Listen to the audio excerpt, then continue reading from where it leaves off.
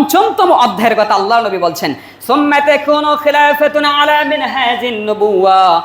পঞ্চমতম অধ্যায় হবে খেলাফত মিনহাজিন নবুওয়া, যে খেলাফত আবার প্রতিষ্ঠিত হবে। সুম্মা তাকুনু, আবার জিজ্ঞাসা করা হলো, সুম্মা সাকাতা, আল্লাহর নবী আর বর্ণনা করলেন না, শুধুমাত্র 5টি বর্ণনা করলেন, ইতিহাসের 5টি ধাপ দিয়ে আল্লাহর নবী সাল্লাল্লাহু আলাইহি সাল্লাম এখানে চুপ হয়ে গেলেন।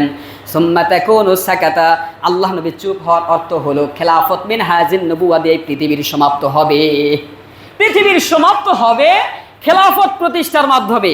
সুতরাং আমাদের পরবর্তীতে আর মাত্র একটি ধাপ রয়েছে। কয়টি ধাপ আছে? আমরা চতুর্থ ধাপে অটোমেটিকলি বসবাস করছি। পৃথিবীর 1450 বছর পূর্বে আল্লাহর নবী সাল্লাল্লাহু আলাইহি সাল্লাম নিজে বয়ান করেছেন 5টি ধাপ হবে, 5টি অধ্যায় হবে।